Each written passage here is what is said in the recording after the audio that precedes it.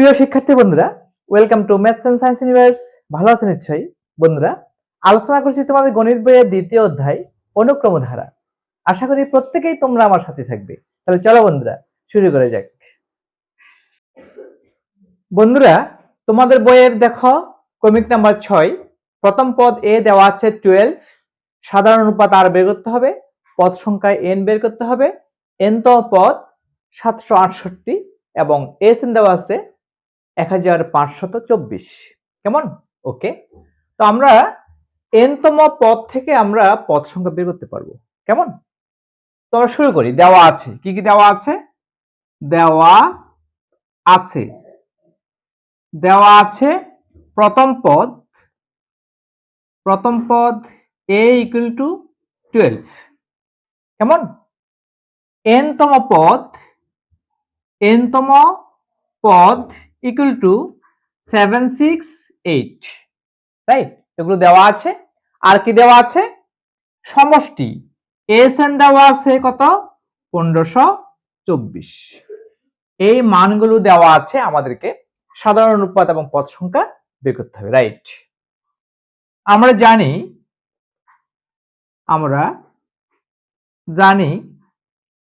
an equal to a plus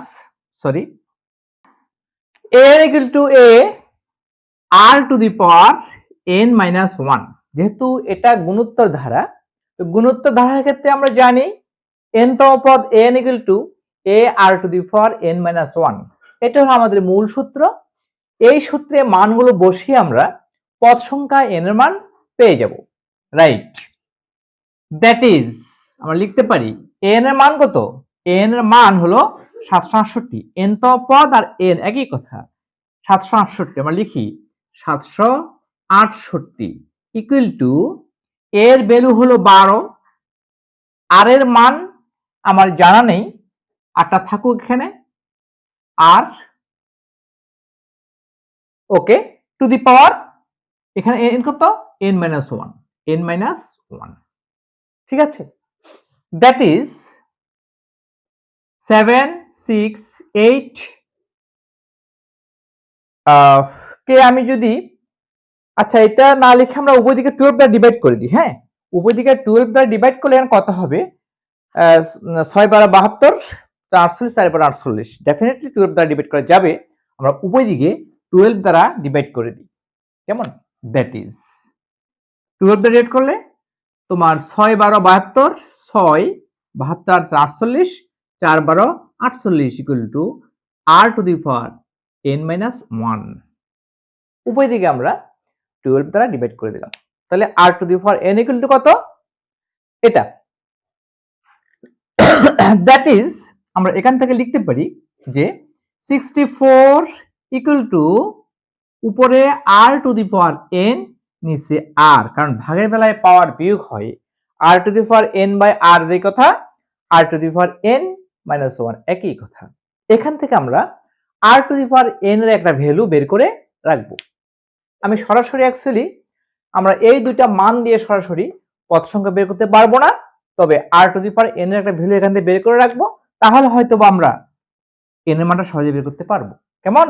তাহলে r to the power n equal two 64r, number 1 equation.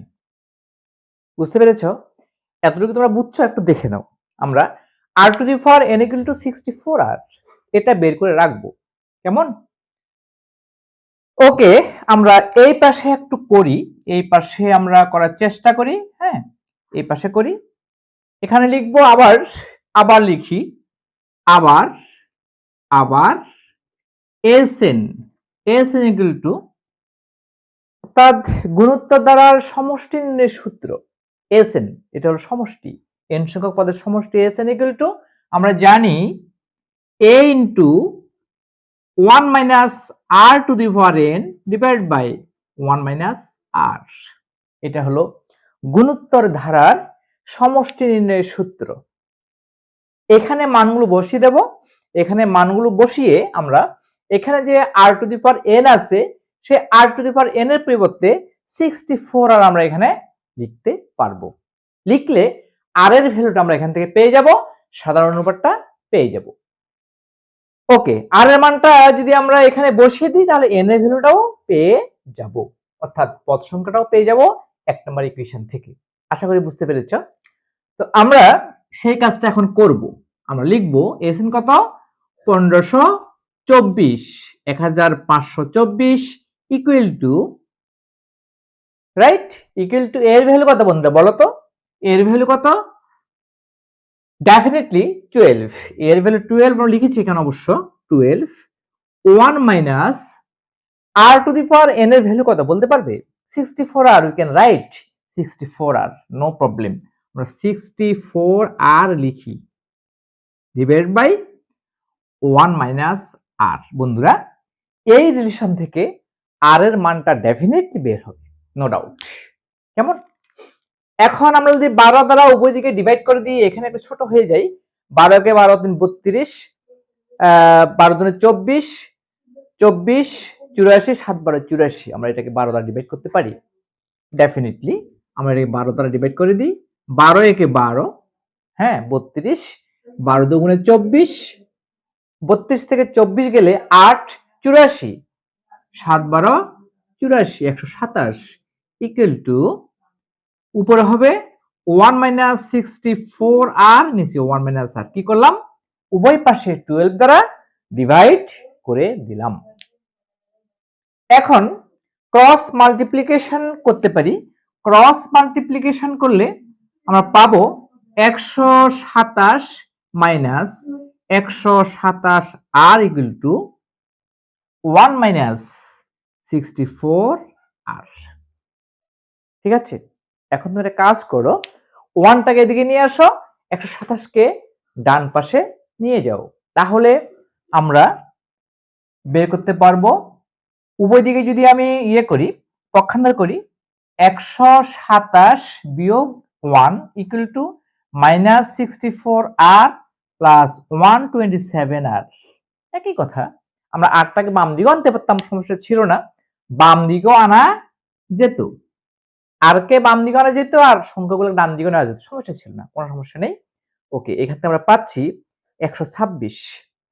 এখানে করি, একটু খালি জায়গা আছে, এখানে করে নিই। 126 ইকুয়াল টু, এখানে 127 থেকে 64 বিয়োগ করে দাও। 7 থেকে 4 গেলে 3, 7 থেকে 4 গেলে 3, 12 থেকে 6 গেলে 6, 63r। 126 equal to, that is 126 equal to 63r, that is r equal to 2, no doubt. 63r সমান যদি 126 হয়, r এর ভ্যালু 2। বন্ধুরা আমরা পেয়ে গেলাম r এর মান 2। এখানে 2 লিখো, এই r এর মানটা বের করে ফেললাম। ঠিক আছে, একটু দেখে নাও আমরা কিভাবে r এর মানটা বের করলাম। ঠিক আছে, ওকে।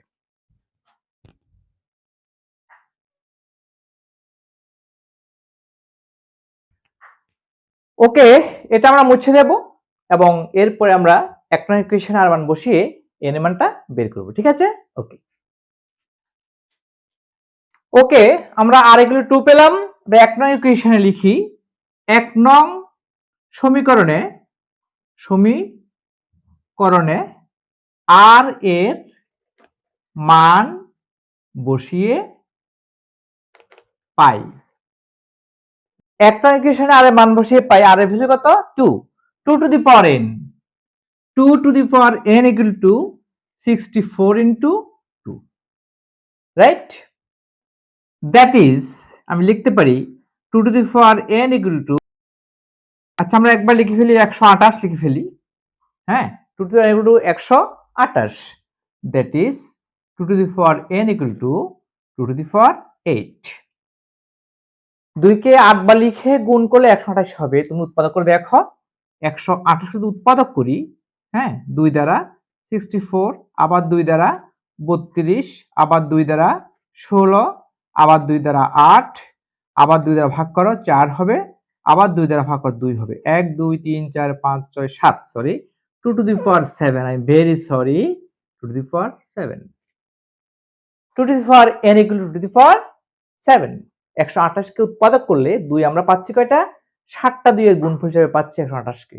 128 সমান 2 গুণ 2 গুণ 2 গুণ 2 গুণ 2 গুণ 2 গুণ 2। 2 হলো 1 2 3 4 5 6 7 2 to the power 7। that is n equal to 7। আমরা পেয়ে গেলাম এখানে পদ সংখ্যা 7। ঠিক আছে, দুটি মান আমরা বের করে ফেললাম। সাধারণ অনুপাত r এর মানও বের করলাম, পদ সংখ্যা n এর মানও বের করলাম। হ্যাঁ, সাধারণ অনুপাত r equal to 2, পদ সংখ্যা n equal to 7। আশা করি বন্ধুরা সবাই বুঝতে পেরেছো। তোমার বাসায় প্র্যাকটিস করবে, হ্যাঁ, বারবার করবে। বারবার করলে অবশ্যই তোমাদের মনে থাকবে এবং খুব ইজিতেই তোমাদের কলমের মাথায় কিন্তু চলে আসবে যদি প্র্যাকটিস করো। আর প্র্যাকটিস না করলে জানা অঙ্ক পরীক্ষা কিন্তু ভুল হয়ে যায়। ঠিক আছে বন্ধুরা? ওকে বন্ধুরা, আজকে এ পর্যন্তই। আমার ভিডিও তোমাদের কেমন লেগেছে? যদি ভালো লেগে থাকে অবশ্যই আমার ভিডিওটিকে লাইক করবে, তোমাদের প্রিয়জনদের কাছে, সহপাঠীদের কাছে আমার ভিডিওটি শেয়ার করবে এবং আমার চ্যানেলটিকে কোনো ক্রমে সাবস্ক্রাইব করতে ভুলো না। বন্ধুরা, ইউটিউব ভিডিওর ডান কোণে উপরে যে আই বাটন আছে, সেই আই বাটনটি ক্লিক করলে তোমরা তোমাদের গণিত বইয়ের সকল ভিডিও পেয়ে যাবে। এগুলো বের করে অবশ্যই প্র্যাকটিস করবে। বন্ধুরা, ভিডিও ডেসক্রিপশনে তোমাদের শিক্ষণ অভিজ্ঞতাটির প্লেলিস্টে লিঙ্ক দেওয়া আছে।